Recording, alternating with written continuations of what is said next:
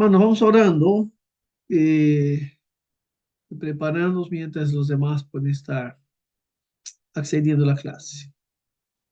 Padre, gracias te damos a Dios por un día más de vida, Señor.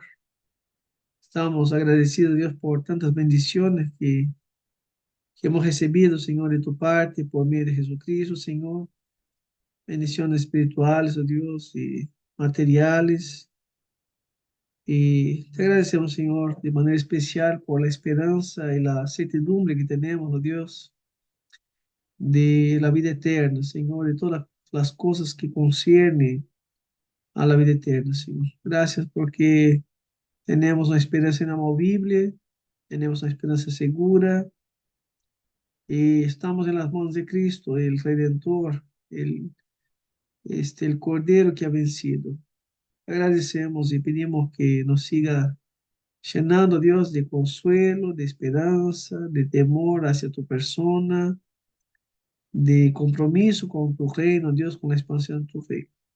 Queremos que Cristo sea exaltado y conocido entre todas las naciones, Señor. Por eso, bendícenos este tiempo, es lo que te pedimos agradecidos, en el nombre de Jesús. Amén. Bien. Nosotros vamos a seguir mirando lo que empezamos la clase pasada acerca de las señales de los últimos tiempos que preceden a la parucía o a la venida de Cristo. Semana pasada nosotros empezamos esta segunda mitad de curso hablando de la escatología general o cósmica, que son los eventos concernientes a la venida de Cristo, las cosas que anteceden, las cosas que acompañan a la segunda venida de Cristo. Sabemos nosotros que esta es la parte más conflictiva o la parte de mayor atención en la escatología y vamos más adelante a hablar de las diferentes posturas de interpretación y las diferentes posturas en cuanto al milenio. Pero en ese momento lo que estamos haciendo es afirmar una de las verdades que no es problema para ninguna de las posturas. Todos están de acuerdo que Cristo volverá. Bien, si Cristo no volviera, no teníamos esperanza, ¿no? Estaríamos en el horno. Imagínense ustedes permanecer toda la vida en este mundo caído, lleno de problemas. eh, Esperamos nuevos cielos, nueva tierra. Esperamos poder habitar en la presencia de nuestro Dios sin impedimento. Esperamos un cuerpo perfecto, restaurado a la imagen de Cristo. Por lo tanto, es un punto de común acuerdo entre todos que Cristo volverá. Ya hablamos, por lo tanto, de los aspectos de su segunda venida. Habrá discusiones en cuanto a en cuántas veces se divide esa segunda venida. Bien, eso sí, este es un punto de tensión. La corriente dispensacionalista, lo veremos, habla de dos momentos, una venida secreta y la segunda venida propia, propiamente diciendo, mientras que los demás posturas hablarán de una segunda venida. También lo que vamos a hablar en ese momento, las señales son vistas como aspectos relacionados al regreso de Cristo, pero también hay diferentes aspectos como son vistos por algunos, por eso lo voy a señalar en algunos momentos, aunque todavía no hemos presentado las tres posturas, o perdón, las cuatro principales posturas en cuanto al milenio, ni tampoco hemos presentado las posturas hermenéuticas o las interpretaciones acerca de los eventos en cuanto a la escatología general. Lo haremos más adelante. Creo que Miguel puso en el grupo las diferentes posturas en cuanto a la interpretación del libro de Apocalipsis. Lo vamos a repetir en algún momento más adelante. Bien. Hoy hablamos de la clase pasada como uno de los primeros eventos relacionado con la vida de Cristo fue el Pentecostés, ¿se acuerdan? El derramamiento del Espíritu sobre todo creyente marca el comienzo, ¿está bien? Tiene relación con el fin de los tiempos, como ya lo había mencionado el profeta Joel en el capítulo 2 en el Antiguo Testamento. Por lo tanto, el derramamiento del Espíritu fue el comienzo, ¿está bien? De ese momento que culminará con la segunda venida de Cristo. Por lo tanto, está relacionado con la venida de Cristo. Y hoy arrancaremos hablando con la caída de Jerusalén, la destrucción del templo. ¿Tá? Por eso lo que voy a hacer primero es mostrarle un breve video de 5 minutos. Luego, entonces, vamos a nuestro texto, ¿tá? Y apuntar algunos detalles de este evento histórico y también profético que tiene vínculos con la segunda venida de Cristo. Entonces, déjenme compartir primero con ustedes el video y luego iremos a nuestro texto. Share sound. Y acá, bien. Perfecto, déjenme solamente a ver si queda la pantalla completa. Bien, ahora déjenme mutear mi micrófono. Espera.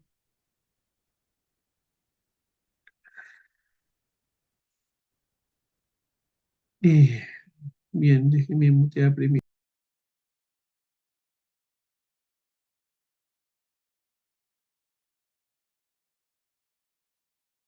El año 70 después de Cristo es un año clave para entender mucho del contexto bíblico del Nuevo Testamento y para comprender tanto la historia del judaísmo como la historia del cristianismo. Pero, ¿qué fue lo que realmente sucedió ese año? Gesio Floro amaba el dinero y odiaba a los judíos. Como procurador romano, gobernó Judea, cuidando poco su religiosidad. Cuando los ingresos fiscales eran bajos, se apoderó de la plata del templo. A medida que crecía el alboroto contra él, en el año 66 después de Cristo, envió tropas a Jerusalén que masacraron a al menos 3.600 ciudadanos. La acción de Floro provocó una rebelión, la primera revuelta judía que se había estado gestando durante algún tiempo.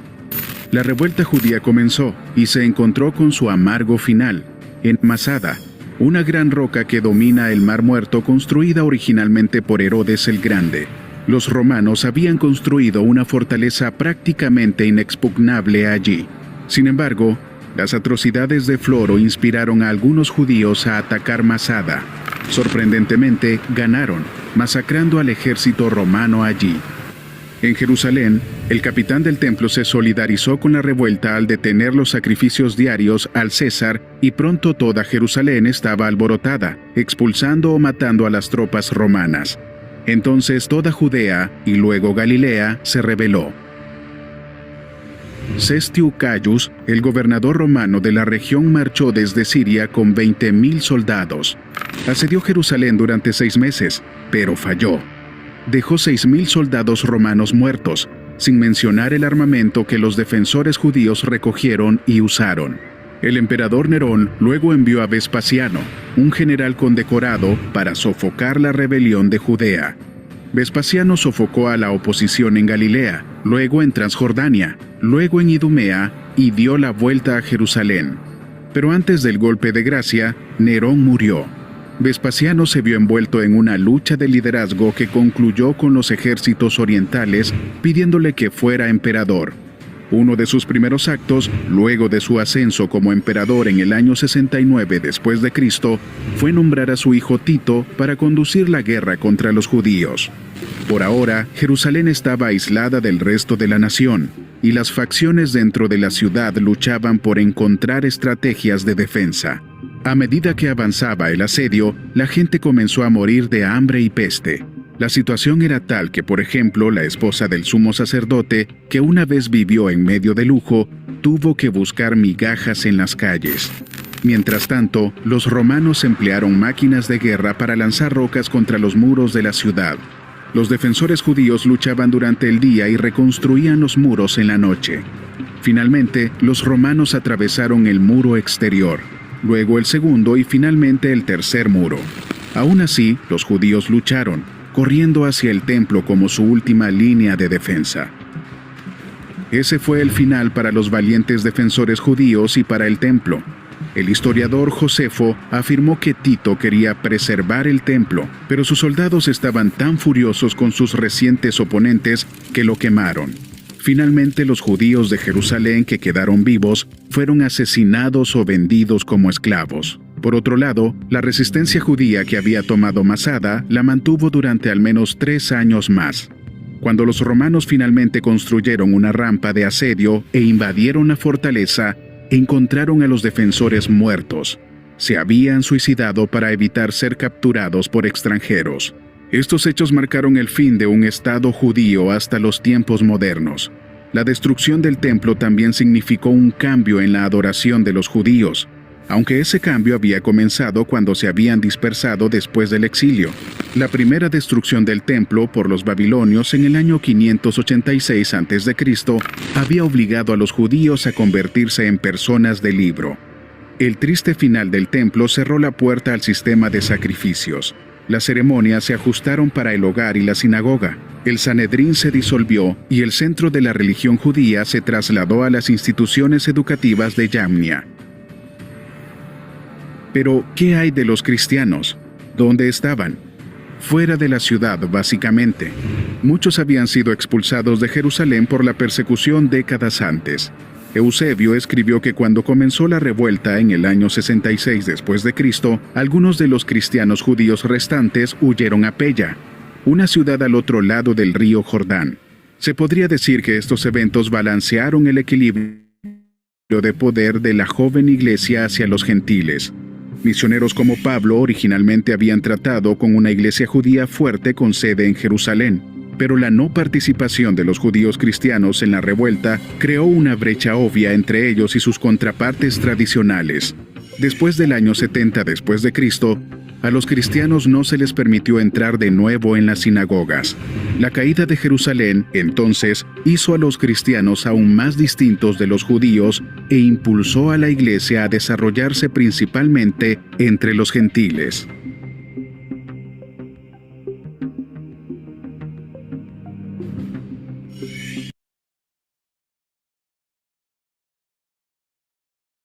Bien, hermanos, este nos da también hay un poco de trasfondo para lo que vamos a estar mirando ahora en nuestro material acerca de la destrucción de Jerusalén, la caída del templo, que es considerado uno de los eventos más importantes cuando nosotros estudiamos escatología, porque gran parte del capítulo 24 de Mateo, cuando Jesús está hablando acerca de los últimos tiempos, está relacionado con esa profecía de la caída de Jerusalén, de la destrucción del templo, que tiene un aspecto histórico para ese momento y tiene un aspecto profético también que acompañará todo lo que concierne el regreso de Cristo. Por eso vemos que esta profecía tiene una realización histórica completada, consumada, y tiene un aspecto profético que acompaña la historia de la iglesia hasta el regreso de Cristo. Entonces, vamos a compartir ahora nuestro material.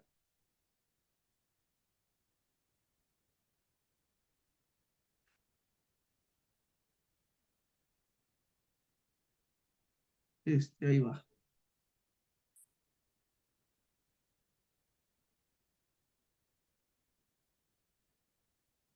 Muy bien, entonces estamos acá en las señales de los últimos tiempos que preceden la parucía o el regreso de Cristo.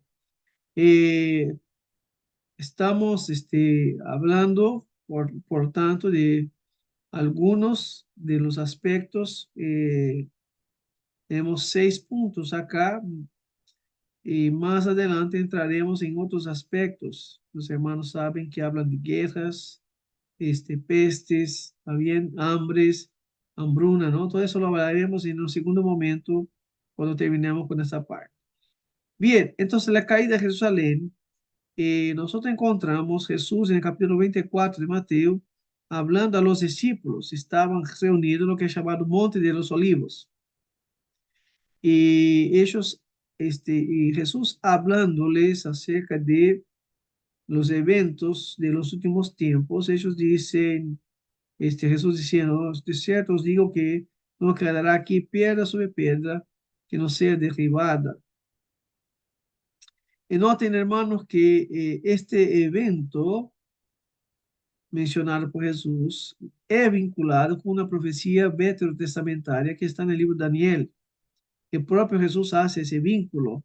Jesús dice, cuando veáis la abominación desoladora de que habló el profeta Daniel en el lugar santo, el que lea, que entienda, dice, entonces los que estén en Judea huyan a los montes, el que esté en el tejado no baje a sacar nada de casa, el que esté en campo no vuelva atrás a buscar su manto, ay de las que estén embarazadas o amamentando estos días. Rezar, perdón, acá la traducción está, orad para que huyáis en el invierno, no huyáis en el invierno ni en el sábado. Algunas, la postura más común por causa del dispensacionalismo es vincular lo que Jesús está diciendo acá con el rapto secreto. Muchos de ustedes se acordarán de la película Dejado para atrás, ¿está bien? Donde uno es llevado y otro que se queda. Entonces ellos piensan que esto es una, una referencia al rapto secreto, mientras que Jesús lo que estaba advirtiendo a la gente era justamente lo que sucedería, lo que vimos hace poco en el video, que cuando de la invasión de los romanos no deberían volver a la ciudad.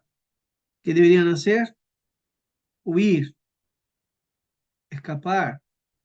¿Y por qué Jesús dice, ay, de las embarazadas o de las que estén amamantando? Porque justamente se convertirían en presa fácil de los romanos. Por lo tanto, sería algo desolador, algo horrible lo que pasaría en ese tiempo. Por eso, la caída de Jerusalén, que es profetizada por Cristo, sería una repetición.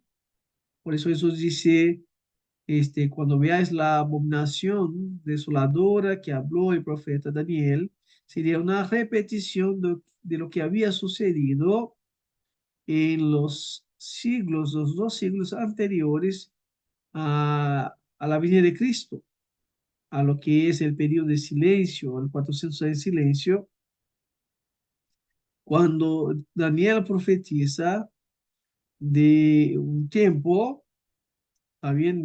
Donde habría una abominación desoladora y lo que es una referencia a ese tiempo, por lo tanto, que precede la primera era del cristianismo, el siglo I, la vida de Cristo.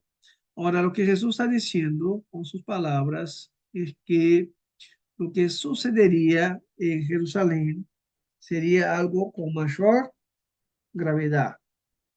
Dice, porque en aquel tiempo habrá una gran tribulación. Noten un adverbio de intensidad mostrando que sería algo que diferente de lo que ya se había visto. Por eso dice, cual no lo ha habido desde el principio del mundo hasta ahora, ni la habrá más. Haciendo referencia a ese momento. ¿A qué momento Jesús está haciendo referencia?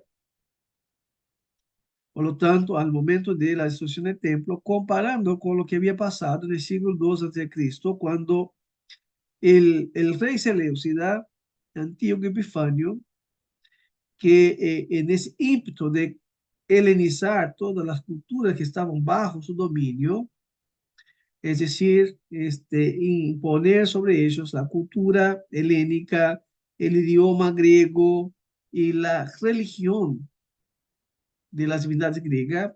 También Antiguo Epifanio quería convertir el mundo dominado por él en un mundo griego, en todas las esferas, incluso las esferas religiosas, o sea, los pueblos deberían abandonar sus dioses y pasar a adorar a los dioses griegos. Y resulta que Israel era uno de los estados dominados por los Seleucidas. Y el templo, por lo tanto, en ese esfuerzo de helenizar todos los pueblos, el templo, por lo tanto, va a ser profanado por Antíoco Epifanio. Como lo miramos en el video, hubo mucha resistencia, no solamente en ese periodo del año 70. Esa resistencia que vemos en el tiempo del año 70 es una repetición de lo que se había dado en el tiempo anterior, cuando Antíoco Epifanio había puesto en el cargo de un sacerdote a un hombre llamado Menelao, ¿está bien? Y no era un sacerdote legítimo, el cual fue destituido por los judíos en el año 68, y esto le causó a Antíoco Epifanio, ¿está bien? Un furor al punto de venir con sus ejércitos, invadir a Jerusalén, saquearla, matar a sus habitantes y exterminar, poner fin a la religión judía, prohibiendo tanto los ayuntamientos, las reuniones congregacionales en los sábados, como también lo que era común la práctica de la circuncisión.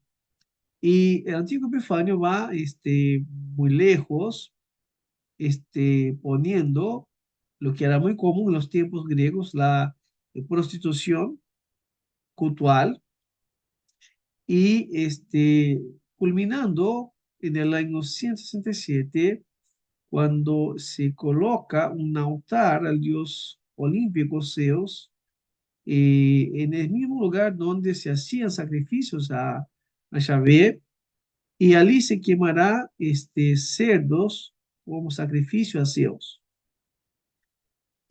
Piensen ustedes de cómo esto le provocó a los judíos. Y durante ese periodo que nosotros tenemos a uno de los eventos históricos llamado la revuelta de los macabeos, porque por eso los libros apócrifos, primero y segundo de Macabeos, relatan un poco de lo que sucedió durante este tiempo, donde Matatías, un sacerdote ya anciano, asume el liderazgo de esta resistencia de los judíos en contra de los seleucidas, y los hijos de Matatías eran tres: Judas, Jonatán y Simón, toman el liderazgo de esta batalla, de esta guerra sangrienta, con el propósito de restaurar la adoración, restaurar el templo y su sistema de adoración y la ley, y lo lograron. Y gozaron de un periodo de paz y prosperidad, que va desde el año 134 al año 63, cuando el general Pompeyo romano, ya romano, conquista la Palestina. Noten que ellos habían liberadose del dominio seleucida, pero vuelven a caer bajo el dominio de otra nación extranjera. Ahora los romanos, por lo tanto, ahora van a entrar bajo la dominación de los romanos y estos va hasta el año 70, ¿está bien? Y donde ellos van a tener ese episodio que lo estamos mencionando, que es la destrucción del templo, la caída de Jerusalén. Pero durante este periodo del dominio romano, se les permitió preservar su tradición religiosa. Es por eso que nosotros encontramos a Jesús en sus días yendo al templo, a la sinagoga. ¿Se acuerdan? Estaban los sacerdotes, estaba el Sanedrín, había una libertad para que ellos ejercieran su fe. Lo que encontramos en el periodo de los Seleucidas es que Antíoco Epifanio profanó el templo, pero no llegó a destruirlo. Cuando nosotros avanzamos, por lo tanto, en ese periodo del primer siglo de la historia del cristianismo, vamos a ver entonces la caída de Jerusalén, algo que fue profetizado por Cristo como siendo uno de los eventos relacionados con los últimos tiempos. Capítulo 24 y 25 de Mateo son los capítulos que están hablando, por lo tanto, de los eventos de los últimos tiempos.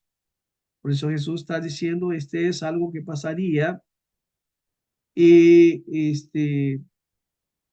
lo que vimos en el tiempo pasado con las revueltas de los macabeos, ¿está bien? Lo que encontramos, o mejor diciendo, antes de que los macabeos vencieran a los herederos, lo que veamos, la matanza ordenada por Antíoco Epifanio, no puede ser comparada con lo que pasó en ese periodo del año 70, que fue algo incomparablemente peor. Como lo vimos un poco en el video muestra, habla de la esposa de un sumo sacerdote que vivió en el lujo y tratando de salir a las calles a pedir por comida. Ah, pero es lo que Jesús, tal como Jesús lo había dicho a los discípulos, no quedará piedra sobre piedra. Sería un tiempo desolador. Entonces, lo que tenemos que visualizar ya en ese momento, y eso se aplica para toda la escatología y todos los eventos todavía que están por desarrollarse, es que quien conduce la historia es Dios y no los hombres. Quien se sienta en el trono y reina en los cielos, conduciendo todos los eventos tal como Él ha establecido desde el principio, es Dios. Los hombres son meros agentes, ¿bien? O instrumentos de Dios. Ahora, ellos no son agentes causal, o sea, no es ellos quien conducen las cosas o que piensan las cosas como tienen que ser, sino que es Dios. Los propósitos de Dios, los decretos de Dios, todo va caminando tal como Dios ha establecido desde antes de la fundación del mundo. Incluso las tragedias son necesarias. El propio Cristo lo va a decir en el capítulo 24 de Mateo, versículo 6. Él dice, habréis de oír de guerras, rumores de guerra, cuidado, no os alarméis, porque es necesario que todo eso suceda, pero todavía no es el fin. Noten que todas esas cosas suceden conforme los decretos de Dios y tienen que ver con los juicios temporales de Dios. Bien, habrá un juicio final, pero hay juicios temporales que son manifestados en todos esos eventos que van sucediendo en este periodo previo a la venida de Jesús.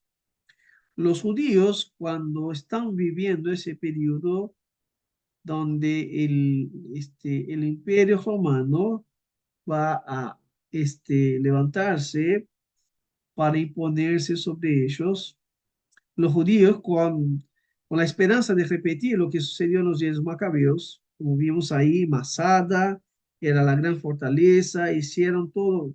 Vieron ustedes que la ciudad de Jerusalén era una gran fortaleza. ¿Qué es lo que queda hoy en día? Un pedacito pequeño de lo que era el muro, uno de los muros. Bien, ¿por qué? Destrozaron todo. Bien, todo vino abajo. Entonces, ellos pensaron que iban a poder levantarse en contra de la dominación romana. Y eso le provocó más la ira del emperador romano, el cual perdió la paciencia. Espaciano, ¿se acuerdan que Espaciano comienza esta, esta subida y luego lo entregará a su hijo Tito, quien será el gran responsable por la destrucción y la caída de Jerusalén?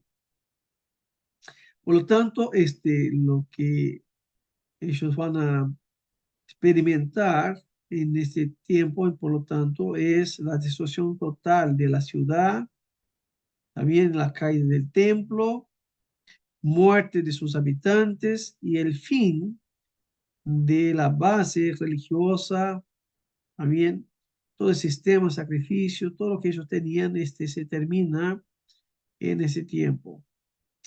Por lo tanto, es históricamente considerado como un evento en la historia de los judíos horrible. Es lo que trata de señalar el historiador judío Flavio Josefo del primer siglo.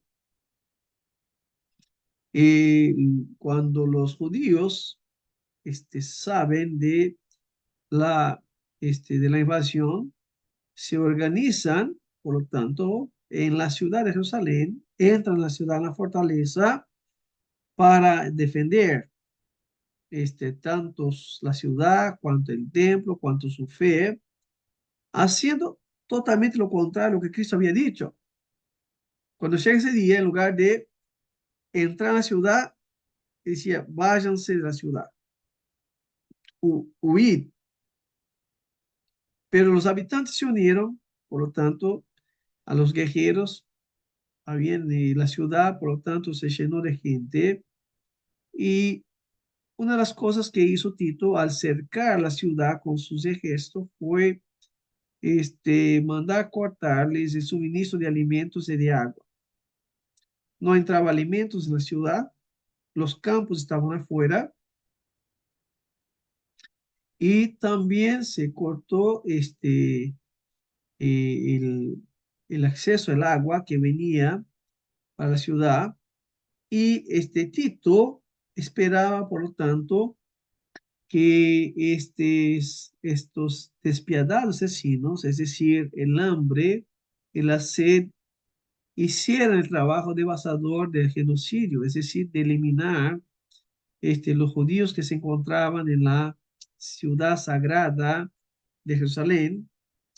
Y pasado mucho tiempo, lo que se ve es que hay un silencio en la ciudad, señalando que gran parte de la gente había muerto y la otra, los restantes estaban debilitados, sin comida y sin agua.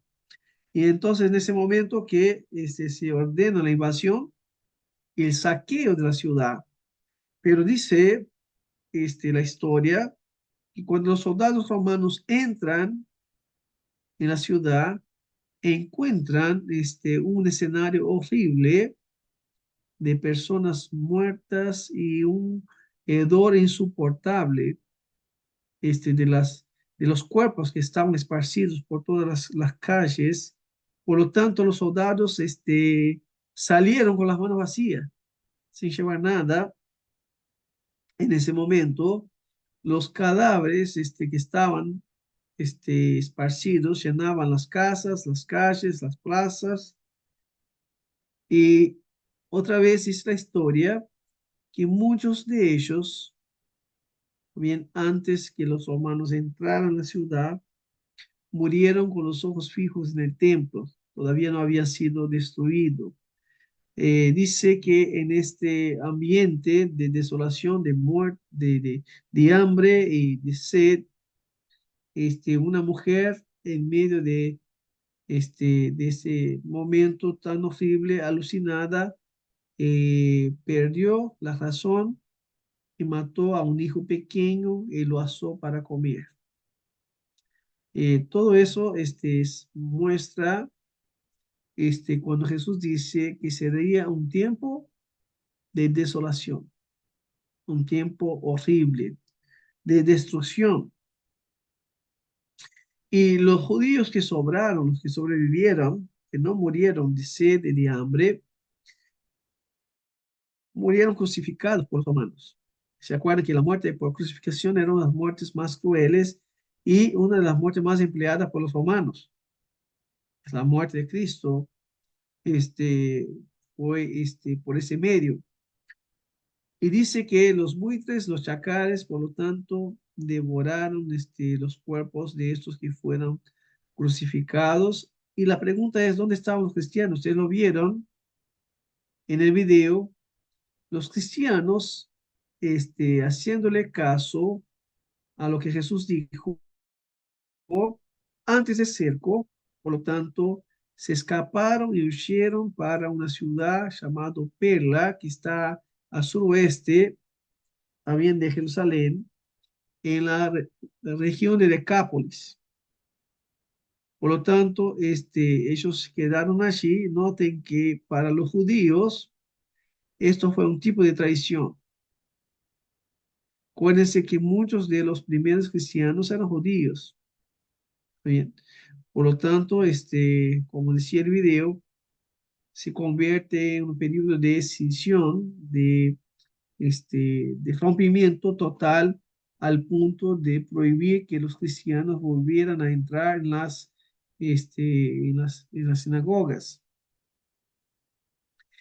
Flavio Josefo dice que saldo de este momento aterrador era de 97.000 judíos esclavizados y más de 1 millón de muertos.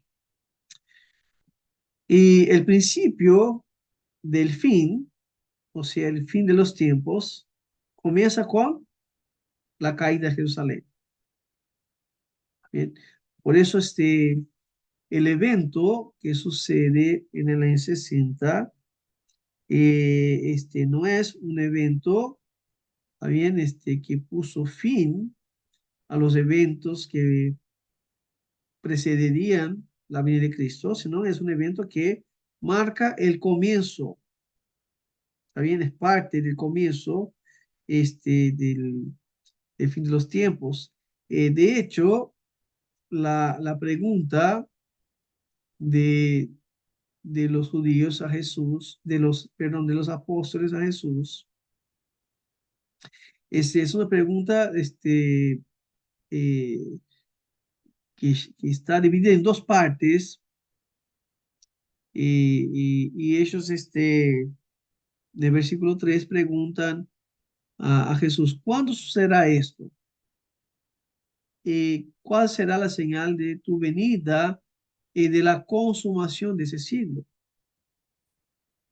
Por lo tanto, la pregunta tenía dos aspectos.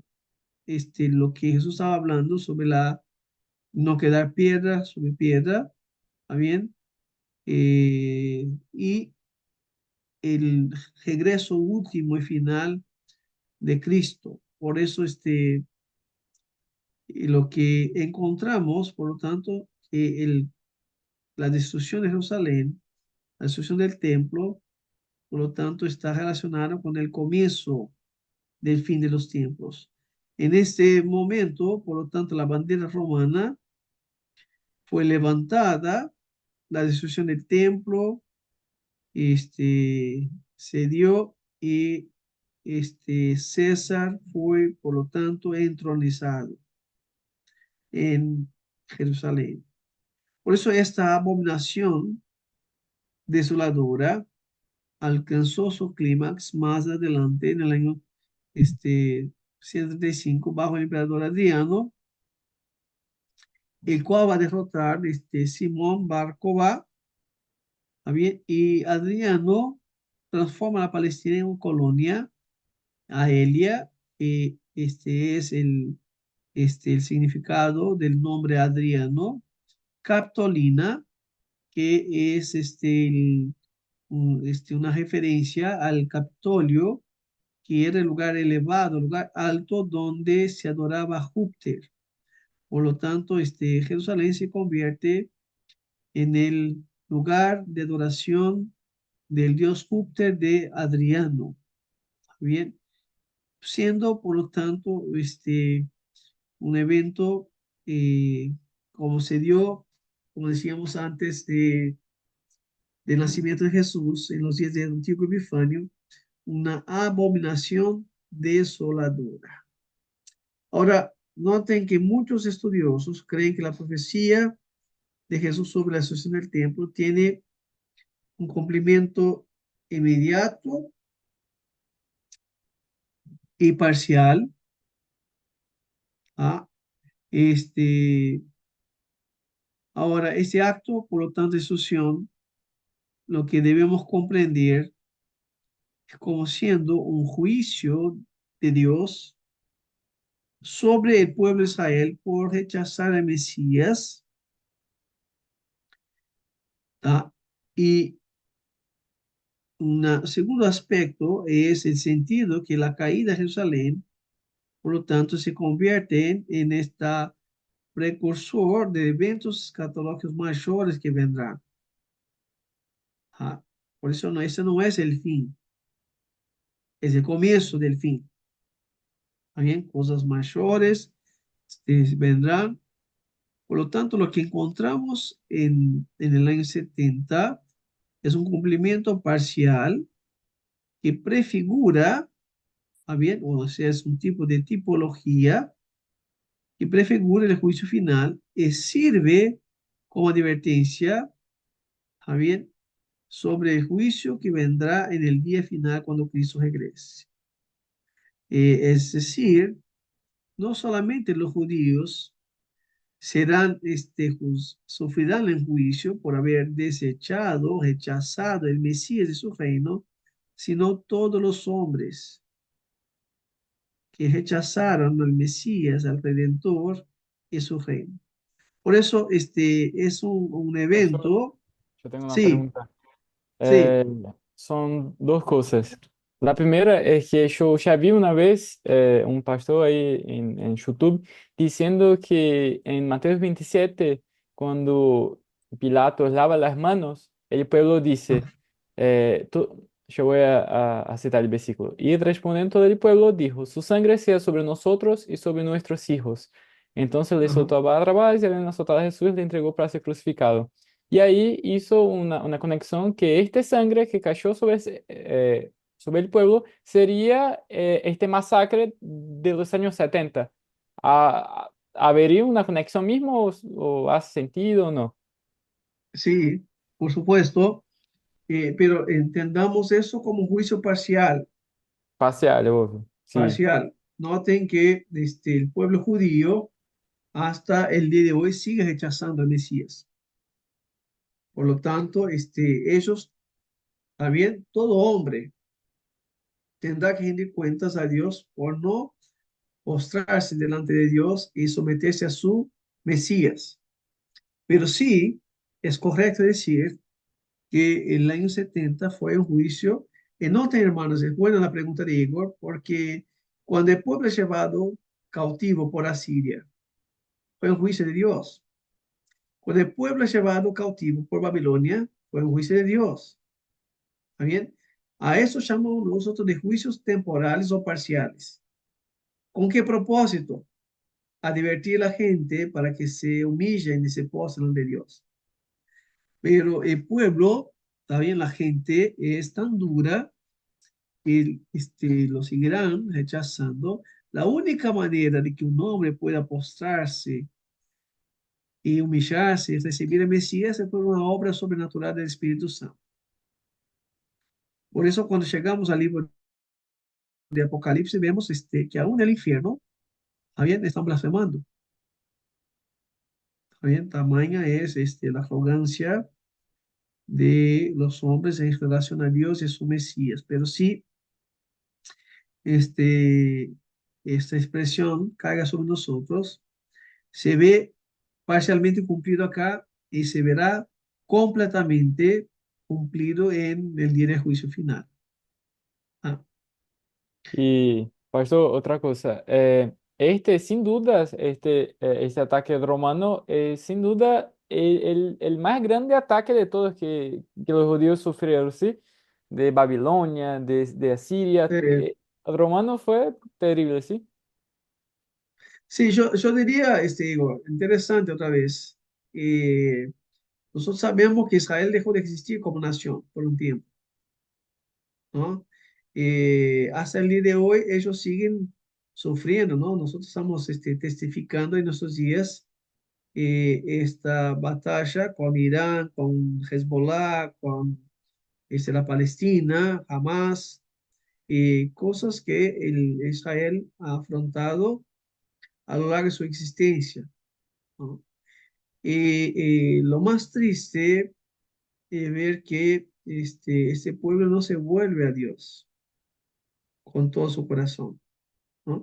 Pero noten cómo Dios lo preserva, ¿no? Hay un remanente de Dios. Dios no permite la destrucción completa de Israel.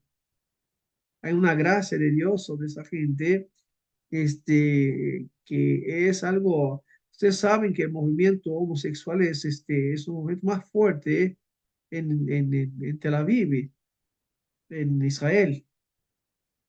¿Está bien? Lo que ustedes vieron, cuando Hamas entra en la masacre, la gente era una fiesta rave.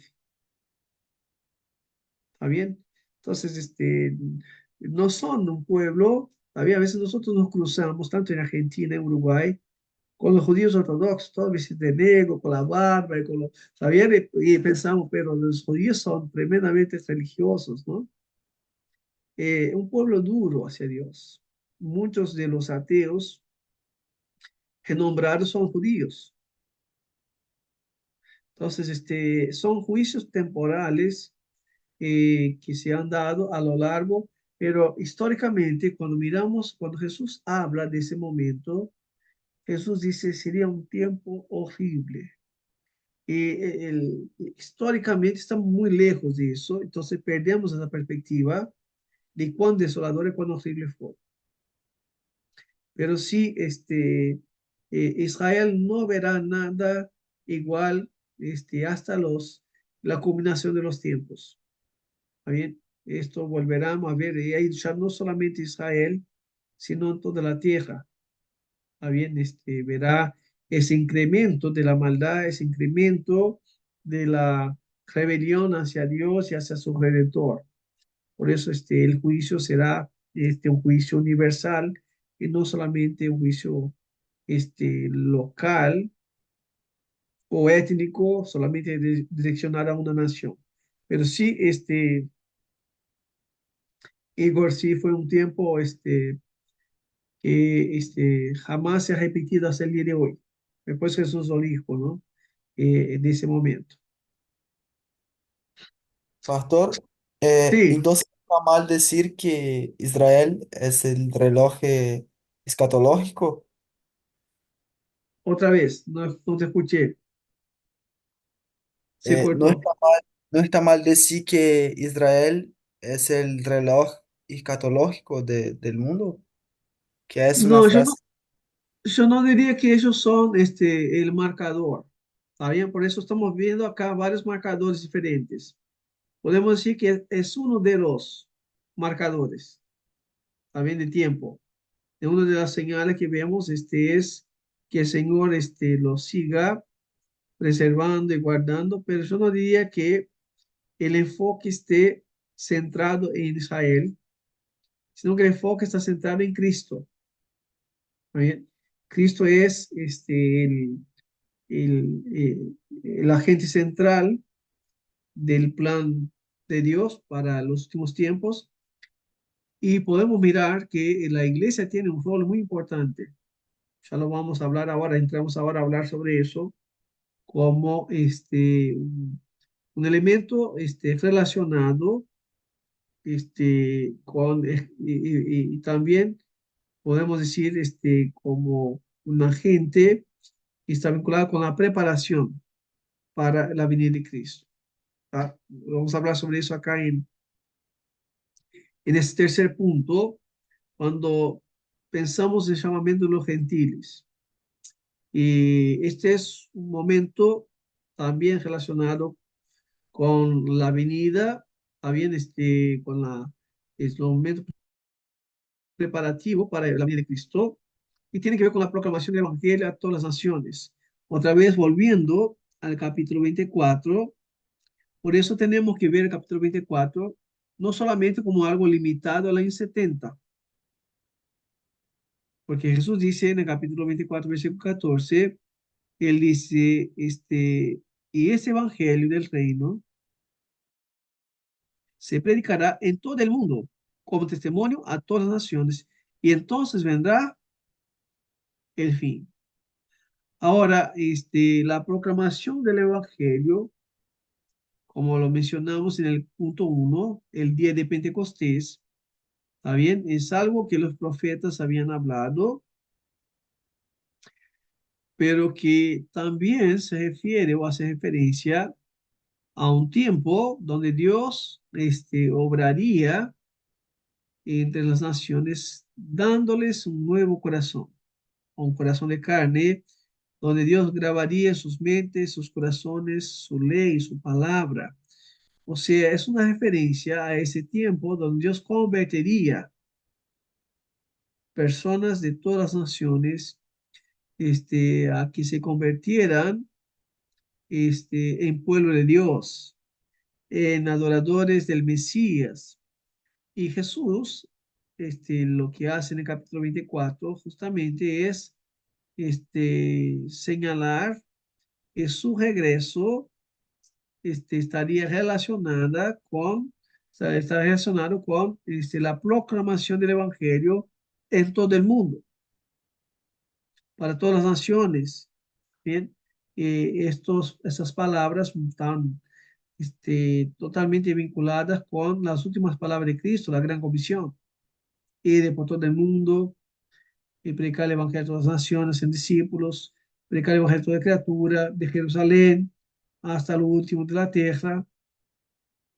Entonces, las palabras de Jesús acá en Mateo 24, 14 implican claramente que la gran comisión, o sea, la proclamación del Evangelio a todas las naciones, debe llevarse a cabo a bien entre todos los pueblos, esparcidos por todos los lugares del mundo, o sea, hacer discípulos de todas las naciones. Esa es la misión de la iglesia y esto está relacionado. Por eso decía a Eddie Belton que es una de las marcas de que el regreso de Cristo también está vinculado a la misión de la iglesia, también a la misión eclesial, a la tarea que Cristo ha confiado a la iglesia. Ahora, es importante que nosotros entendamos que no debemos esperar que todas las naciones acepten el Evangelio, ¿tá? Ni tampoco debemos pensar que habrá una conversión, ¿está bien? Total de todas las personas de todos los lugares del mundo, sino lo que debemos comprender con eso, que lo que vemos en Apocalipsis, capítulo 5 capítulo 7 cuando en el cielo hay representantes de toda tribu, lenguas y naciones, está hablando de esta realidad que por instrumentalidad de la iglesia, el evangelio será llevado a todos lugares y alcanzará el pleroma o la plenitud de los gentiles. Es decir, todos aquellos que Dios escogió de entre todas las naciones vendrán a él y serán salvos. O sea, al final del tiempo se podrá decir, primero, que todas las naciones tuvieron la posibilidad de conocer el Evangelio, de tener algún testimonio del Evangelio. ¿Tá? En segundo lugar, que el Evangelio testificará contra las naciones que no lo aceptaron. Bien, serán juzgadas por el propio Evangelio que ellos rechazaron, se burlaron de él y no le hicieron caso. Por eso lo que señala el texto de Mateo 24:14, que la evangelización de las naciones es un elemento claro y presente en la historia de la iglesia hasta el final. Por eso, hermanos, la iglesia es por naturaleza una iglesia misionera. Cuando la iglesia se omite en la proclamación del evangelio, está andando contraria a su naturaleza.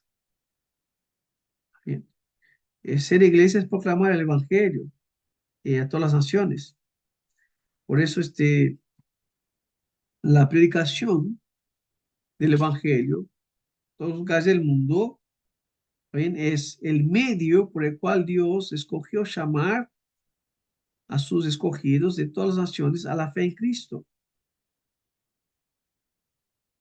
Pero a la vez, este mismo evangelio es el libro de sentencia contra todas las naciones que en rebelión se levantaron, rechazaron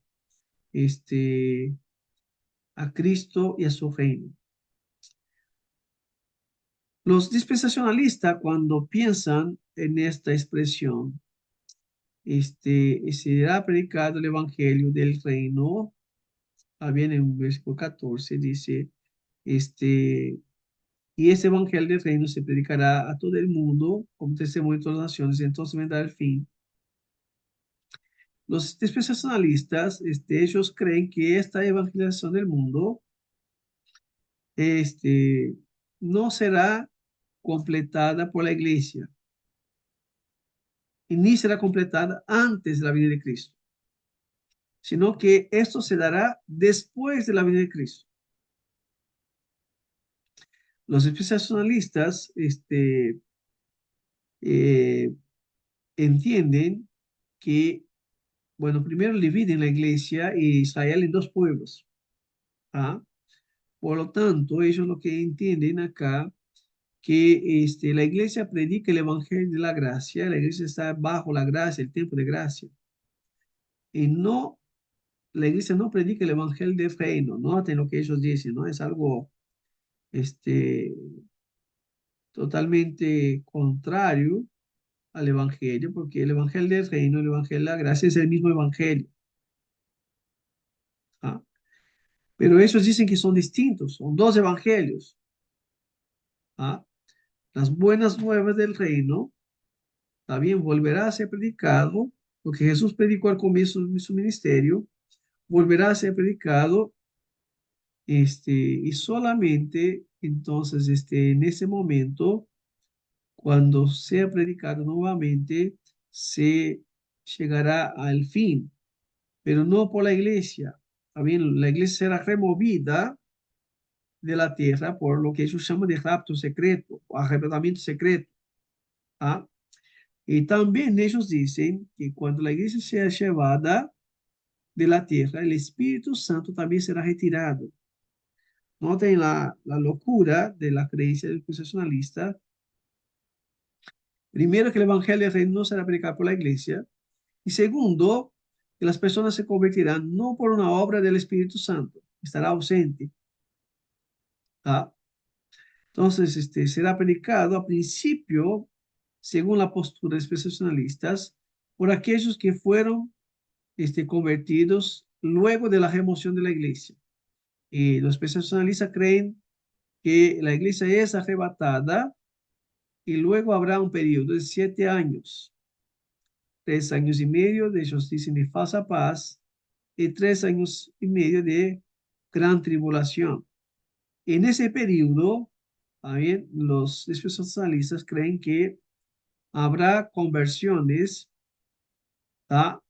Que posiblemente se dará por medio de Israel convertido, ¿ah? O de algún mensajero especial,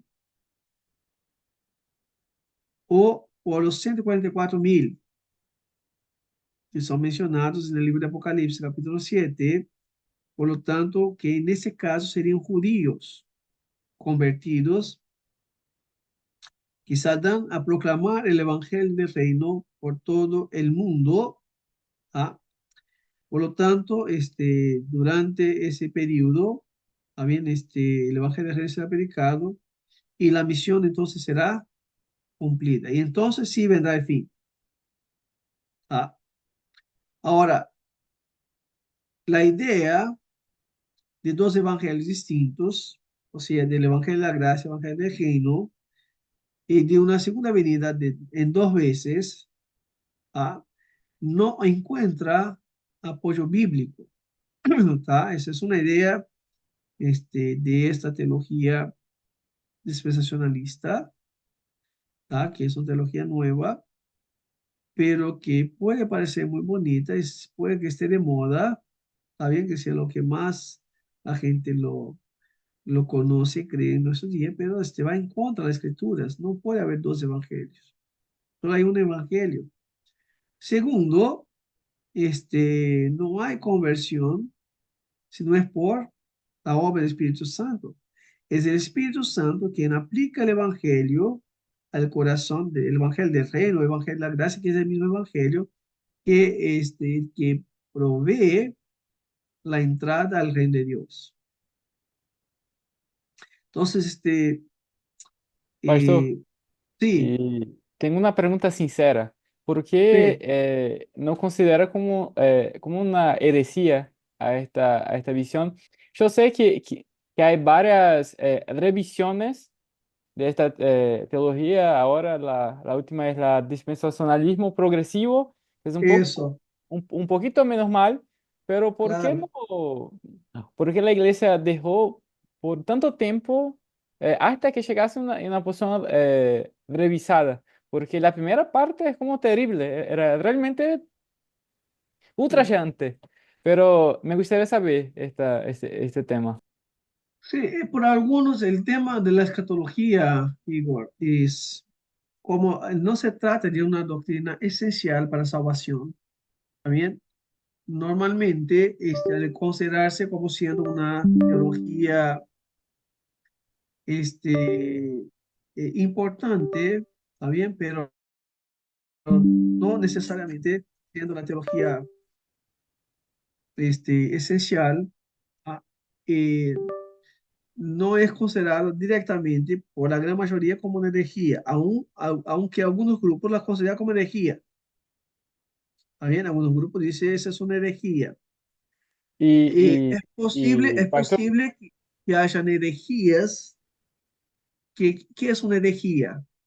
Es una enseñanza distorcida de la verdad bíblica.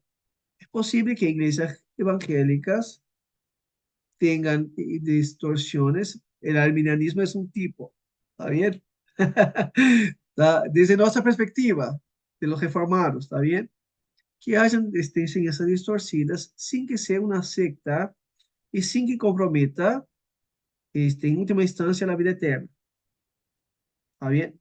Pero sí, cuando miramos el dispensacionalismo, encontramos muchas distorsiones. ¿Está bien? Un distanciamiento muy grande, de las verdades bíblicas y por lo tanto nosotros entendemos debería ser rechazado. ¿Está bien? Ahora, no nos daría un lugar de juicio en cuanto a decir si son salvos o no. ¿Está bien? Los especialistas analistas pueden que sean hermanos preciosos en Cristo, así como los amilenistas pueden que no sean convertidos en Cristo. ¿Está bien? Por la postura escatológica. ¿Está bien? Porque no es la postura que hace creyente, no el creyente, el escudriñar la escritura tendrá posturas bíblicas. Entonces yo creo que sí, esta es una postura que es contradictoria a las escrituras y por lo tanto la rechazamos y podemos decir hasta cierto punto que cae en categoría de herejía. ¿Está bien?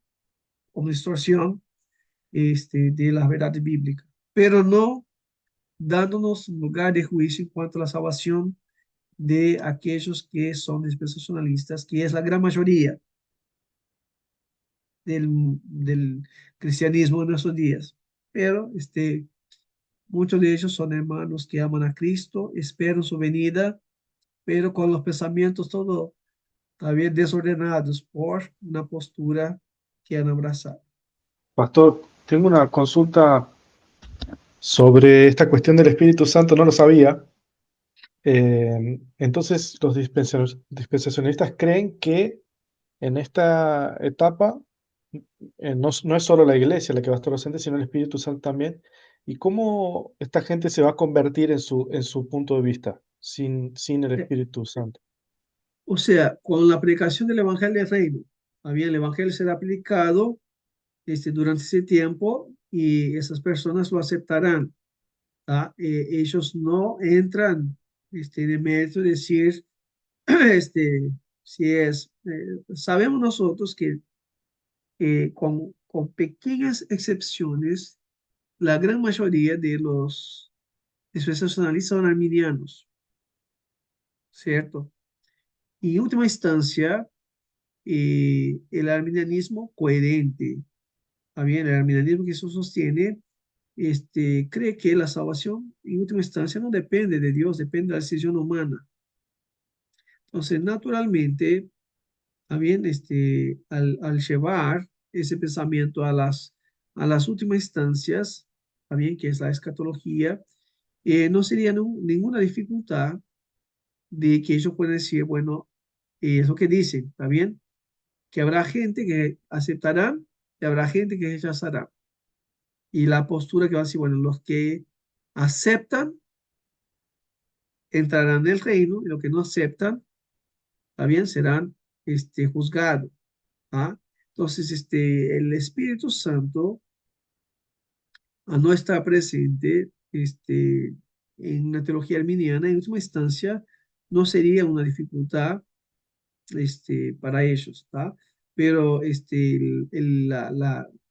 la causa por la cual el Espíritu Santo no está presente es porque no está la iglesia, que es el templo, la habitación del Espíritu Santo. Cuando la iglesia es levantada, el Espíritu Santo juntamente es llevado junto con la iglesia. Pero por eso, Pablo, la incoherencia en los dos aspectos, ¿no? De que hayan dos evangelios y de que haya una evangelización eficaz sin la obra del Espíritu Santo.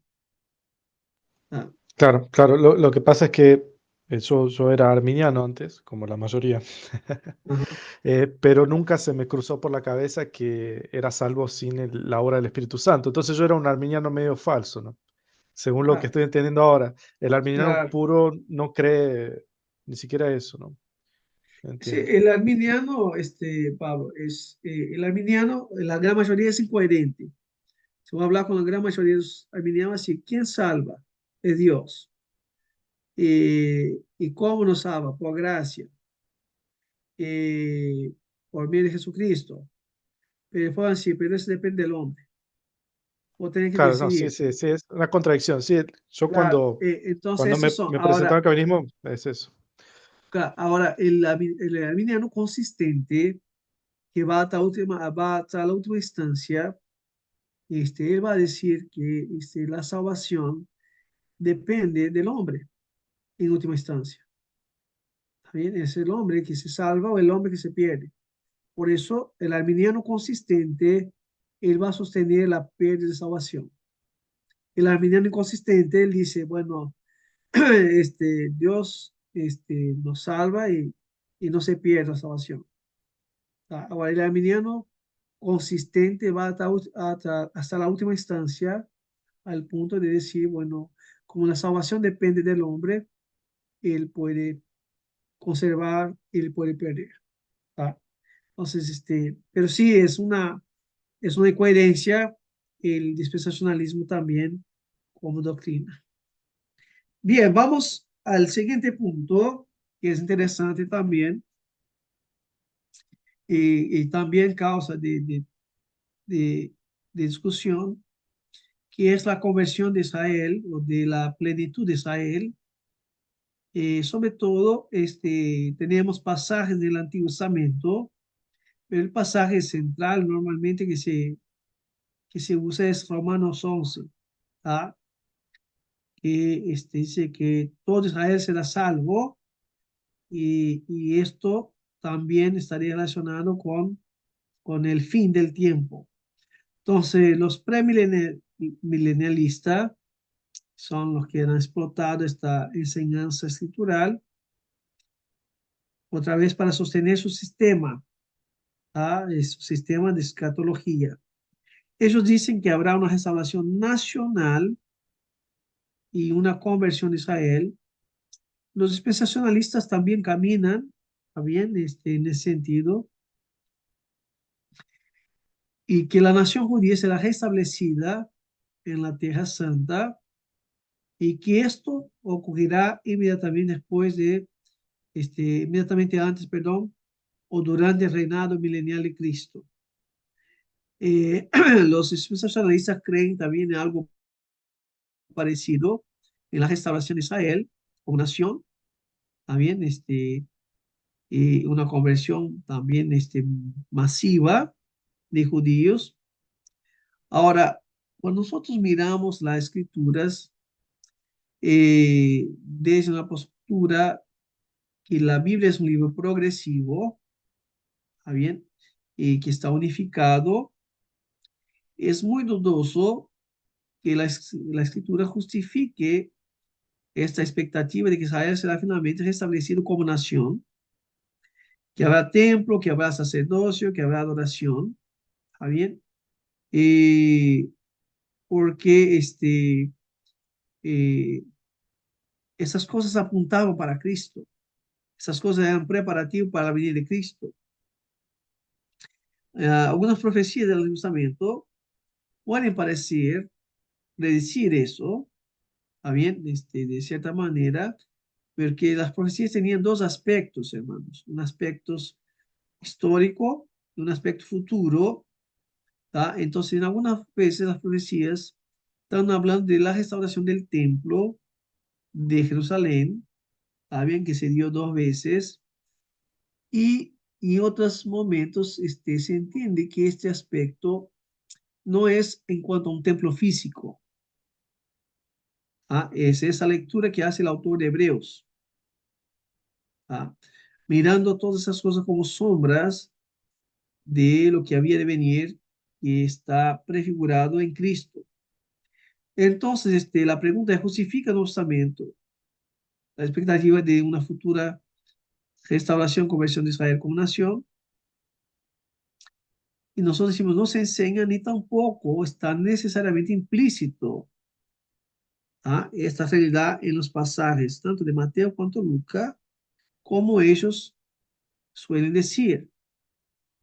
Entonces, lo que podemos pensar es que el Señor habló de forma muy directa sobre la oposición de los judíos al Espíritu su reino.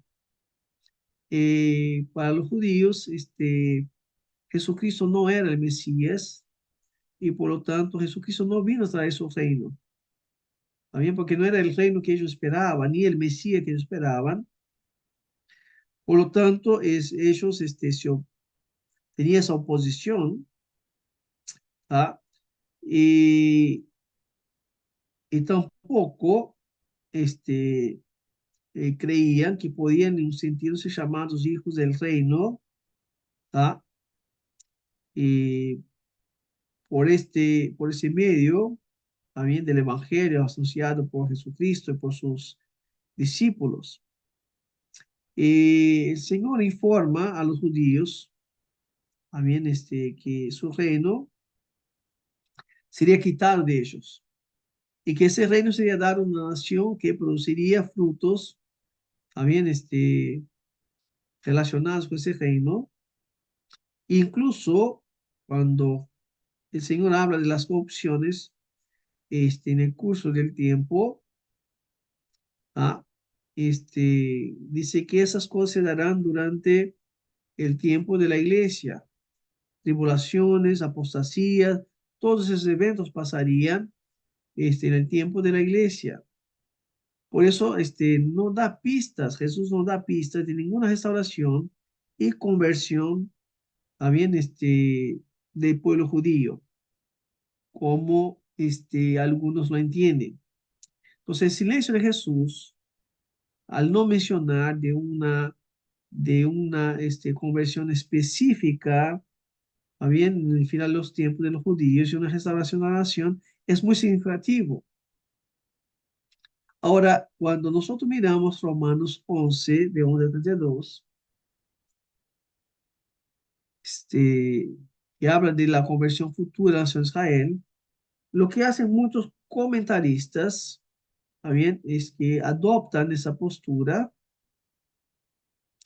¿tá? Que habrá una restauración de Israel como nación, del templo y todas esas cosas, pero es una postura dudosa. Si nosotros miramos el libro de Romanos en su revelación como tal, encontramos el capítulo 9 al 11 que el apóstol Pablo comienza a discutir la cuestión sobre las promesas de Dios a Israel. ¿Ah? Y habla del rechazo de gran parte de Israel. Y en los capítulos 9 y 10 señala que la promesa se aplica no a Israel étnico como nación, sino a Israel espiritual. Y en segundo lugar, habla que Dios tiene sus elegidos en Israel, ¿está bien? Y entre ellos todavía queda un remanente según la elección de la gracia. O sea, lo que Pablo viene mostrando hasta el capítulo 10 es que Dios en su soberanía ha elegido para sí, ¿está bien? Personas para salvación. Entre ellos permanecen. Dios no ha desechado la nación de Israel como nación.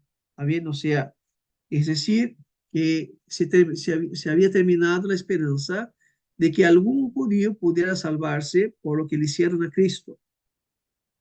¿Ah?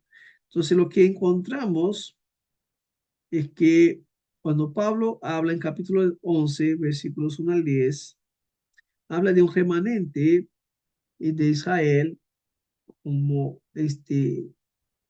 como pueblo que también está incluido entre los escogidos de Dios. Y el endurecimiento de la mayor parte de Israel, por lo tanto, no es el fin, ¿está bien?, de los propósitos de Dios para ellos como nación, sino que es, en cambio, lo que vemos es un medio, por medio del cual Dios llevará la salvación a los gentiles. Bien, es lo que el apóstol Pablo llama en el libro de Efesios de misterio. El misterio que estaba oculto se hizo revelado de que Dios de dos pueblos, judíos y gentiles, hace un solo pueblo. ¿Está bien? O sea, algo que, si los hermanos se acuerdan, el libro de Génesis comienza Dios tratando con la humanidad. Cuando Dios llama a Abraham, ¿qué es lo que encontramos? Los propósitos de Dios era universal. ¿Está bien? Solamente luego se encuentra que Dios decide revelar que él usaría una nación. ¿Se acuerdan? Porque hasta el día de Noé, lo que encontramos en los días de Babel también, encontramos una rebelión universal. ¿Está bien? Entonces Dios escogió tratar con la humanidad a través de un pueblo que en la antigua dispensación llamamos de Israel. En la nueva dispensación, iglesia, que no son dos pueblos, sino un solo pueblo. Ahí es lo que nos trae el entendimiento del Nuevo Testamento. Ahora, cuando nosotros pensamos en el capítulo 11, entonces, de Romanos, debemos entender que Dios continuará reuniendo sus remanentes elegidos entre los judíos. Déjenme ver ahora, tenemos 9 minutos. ¿Tá? Es decir, que llegará el tiempo de la plenitud o pleroma de los judíos, es decir, que todos los judíos que han sido escogidos por Dios desde antes de la fundación del mundo serán juntamente reunidos con la plenitud de los gentiles. ¿Está bien? Es decir, el plan eterno de Dios desde antes de la fundación del mundo se cumple tanto para uno como para otro. Lo que Pablo está diciendo es que los judíos no deberían menospreciar los gentiles, no deberían menospreciar a los judíos. Así como los judíos no deberían menospreciar a los gentiles. Este conflicto que se dio durante tiempo entre los dos pueblos. ¿Está bien? Los judíos menospreciaban que Dios jamás escogería para sí esa gente. Cuando los gentiles comienzan a decir que nosotros somos el pueblo de Dios, el Dios que ellos confesaban, Yahvé, el mismo Dios de los judíos. ¿Está bien? Y los gentiles comenzaron a decir, bueno, ustedes que rechazaron al Mesías, el hijo de Yahvé, por lo tanto, son el pueblo que no merecen la gracia de Dios. Entonces, la palabra de Dios lo que vuelve a traer es el equilibrio a la mente cristiana de que Dios solo tiene un pueblo. La iglesia veterotestamentaria Israel y la iglesia neotestamentaria, bien, la unión de los pueblos de todas las razas, lugares y todos los tiempos. Déjenme terminar esa parte acá. Entonces, cuando Pablo dice en Romanos 11:26, y así se salvará todo Israel, no lo podemos tomar en un sentido literal. ¿Está bien? Si no, nosotros deberíamos aceptar que Judas Iscariote sería también un salvo, era judío, y todos los demás judíos anteriormente, pero la Biblia dice que no todo judío es creyente, salvo. ¿Está bien? No todo Israel es Israel de Dios. ¿Está bien? Entonces hay tres interpretaciones para considerar cuando pensamos en esta afirmación de Pablo. Primero, que se refería a la nación de Israel en su conjunto en el momento de la venida de Jesús. Es decir, déjame ver acá. Bien, Romanos 9:6-8. Bien. Entonces, esa es una postura.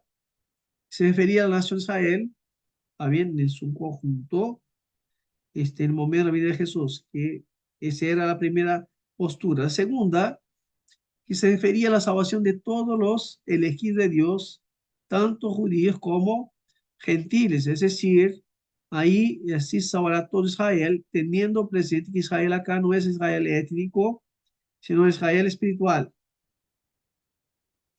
O la tercera, que la expresión se refería a todos los elegidos de Dios, la nación de Israel a lo largo de la historia. ¿Está bien? Todos los elegidos de Dios que han sido parte desde Abraham hasta el día de regreso de Cristo. ¿Está bien? O sea, los elegidos que son parte de toda la existencia del Israel étnico. ¿Está bien? Cualquiera de las posturas estarían bien porque no están defendiendo una salvación en el sentido literal de Israel étnico como pueblo, como nación en todo el tiempo. ¿Está bien? Si no está direccionada al Israel como pueblo escogido de Dios por la gracia de Dios en diferentes tiempos. ¿Ah? Lo más coherente, bien, si nosotros queremos bien, entender que Pablo está haciendo una distinción en Romanos entre gentiles y judíos, diciéndoles que Dios tiene sus elegidos para salvación. También entre judíos y gentiles sería tomar la postura C. ¿Está bien? La postura C es el remanente de Israel, es decir, los elegidos de Israel de todos los tiempos. ¿Ah? O si queremos tomar una postura más amplia, y yo personalmente me gusta más la postura B, ¿está bien? Entendiendo que el Israel, ¿está bien? Es el Israel de Dios, no el Israel étnico, aunque a muchos les guste más la postura C, también como siendo la última oportunidad de Israel de salvarse al final de los tiempos. Si todo Israel ha de entenderse como una designación, no a la nación étnica en su totalidad. No se salvarán todos los judíos por el simple hecho de que sean judíos, ¿tá? Sino el conjunto de números de los elegidos del pueblo del antiguo pacto. O sea, ninguno de los judíos escogidos por Dios para salvación se perderá, así como ningún gentil. ¿Tá? Los premilenialistas toman el versículo 26 para implicar que luego que Dios haya completado su propósito con los gentiles, entonces ellos van a decir, después de eso, Dios entonces salvará a Israel. Pero Pablo dijo al comienzo de su discusión que las promesas eran para el Israel espiritual y no étnico. Así no hay evidencia de un cambio de pensamiento en las palabras de Pablo, ¿tá? Como para afirmar lo que dicen ellos. Y cuando llegamos al capítulo 11, versículo 26, no encontramos que el texto dice, después de que Dios termine con los gentiles, entonces Dios hará eso. Sino que lo que el texto dice, bien, de esta manera, bien, o sea, como Dios ha tratado con los gentiles, de esta misma manera Dios tratará con los judíos o con los israelitas, es decir, llamando de todos los tiempos, de todos los lugares, la plenitud, tanto de los gentiles cuanto la plenitud de los judíos o de Israel. Vamos a quedarnos acá, déjenme marcar acá. A ver, se lo veo acá. Ahí va. Bien, hermanos, hasta acá llegamos. Son temas bastante desafiadores. No sé si les quedó claro y si hay algún comentario que quieran hacer. No, pastor, quedó muy claro todo y me gustó bastante esta parte. Ahora estamos empezando a ingresar en la parte buena, ¿sí? Y hay, que más tenemos duda y todo esto. Y Sí, bueno, espero la próxima clase ya. está bien. Hoy vamos a hablar sobre la tribulación, la apostasía. Vamos a aumentar el nivel de los temas. Bien, hermanos, vamos a orar entonces. Lo que podemos rescatar y lo que queremos ver en eso, hermanos, es cómo Dios conduce la historia. Eso es lo más importante para nosotros. Y no son los hombres que deciden las cosas y que hacen las cosas a su antojo, sino que Dios va guiando su agenda, su tiempo, y los hombres actúan bien, dentro de los propósitos de Dios, para que al final Dios reciba la gloria que es debida a su nombre y los propósitos de Dios se vean manifestados plenamente en Cristo Jesús. Y ahí está nuestra seguridad, nuestra esperanza. Vamos a orar. Entonces, dándole gracias a Dios por ese tiempo, voy a pedir a Fabián, ¿se puede guiar en su oración, por favor? Oramos. Amado Dios Todopoderoso, damos gracias por esta jornada, Señor, que ha transcurrido, que está llegando a su final por este día, Padre. Queremos encomendar el descanso en la noche, Señor, quiero agradecer por la vida de cada uno de los hermanos que participan en esta materia del seminario como estudiantes y también en el resto de las asignaturas, Señor, por cada uno de los profesores, en este caso por Mauricio, pero cada uno de los que dan de su tiempo y de su servicio y preparan para que todos podamos ser instruidos en tus verdades, Señor, y no hacer otra cosa que prepararnos, que capacitarnos para predicar tu palabra al mundo, Señor. Como recién Amén. decíamos, tú conduces toda la historia, Señor. No hay nada que escape a tu voluntad y en eso descansamos, Señor. Oramos y agradecemos todo en el nombre de Jesús. Amén. Amén. Bien, hermano, buen descanso. Nos vemos la semana que viene, si Dios quiere. Nos Bendiciones. vemos. Gracias, pastor. Bendiciones. Buenas noches. Chao a Nos todos. vemos. Nos vemos. Bendiciones, hermanos. Bendiciones.